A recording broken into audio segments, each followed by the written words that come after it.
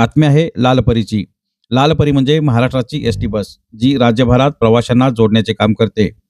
कराड हे विद्येचे माहेरघर असून राज्यातून, देशातून, परदेशातून विद्यार्थी कराड शहरात शिक्षण घेत असतात।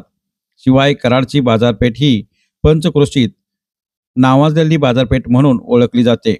एसटी महामंडळाला सर्वाधिक उत्पन्न देणाऱ्या कराड बसस्थानकाला 50 पेक्षा जास्त एसटी बसेसची आवश्यकता असताना देखील एसटी महामंडळ प्रशासन कराड बसस्थानकाला बसेसचा पुरवठा करू शकत नाही।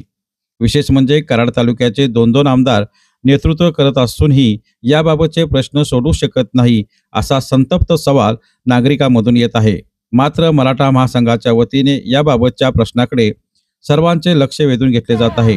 त्याकरता मराठा महासंघ कराडच्या वतीने बसस्थानकासमोर ठिय्या आंदोलन सुरू केले आहे।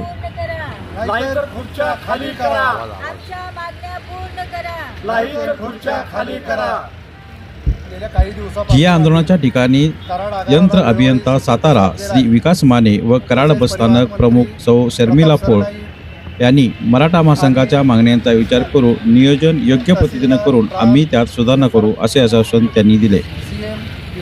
लढवणारी news network media, Karad, Satara. आवाज तिथपर्यंत पाठवलेला आहे, तरी पण अजून आमच्या मागण्यांची दखल न घेतल्यामुळं आज आम्ही अखिल भारतीय मराठा महासंघ सातारा जिल्हा च्या वतीनं जिल्हाध्यक्ष अनिल बापू घराळ यांच्या नेतृत्वाखाली आज आम्ही सर्वांनी आमचे इतर संघटनेचे पदाधिकारी, कार्यकर्ते मिळून आज 50 बसची मागणी आली या कराड आगाराला मिळावी म्हणून केलेली आहे। परंतु आता काही 5 बस आलेत वगैरे असं कानावर येतं आहे, परंतु आता अधिकारी आलेले आहेत चर्चेला। थोड्या वेळात चर्चा होईल, जिल्हाध्यक्षांच्या नेतृत्वाखाली चर्चा होतील, त्यानुसार निर्णय पुढील घेतला जाईल। पण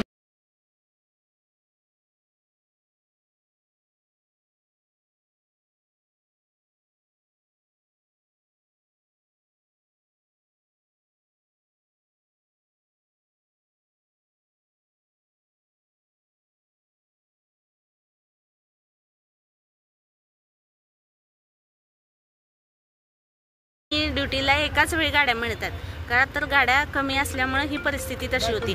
आता ह्या गाड्या आल्यानंतर आपल्याला ही परिस्थिती सुधारणा होईल आणि ज्या त्या वेळेला गाडी मिळाली तर समांतर गाडी चालायचा काही विषय राहणार नाही आपल्याकडे। आणि त्यातही जर कधी ब्रेकडाऊन झाली, कधी रस्त्यात बंद पडली किंवा काही काम निघालं तर थोडंसं गाडी लेट झाली की एका वेळी होतात। त्याच्यात आम्ही सुधारणा करू आणि जास्तीत जास्त कसं म्हणजे त्याचं नियोजन योग्य पद्धतीने करता येईल, तर आम्ही सुधारणा करण्याचा प्रयत्न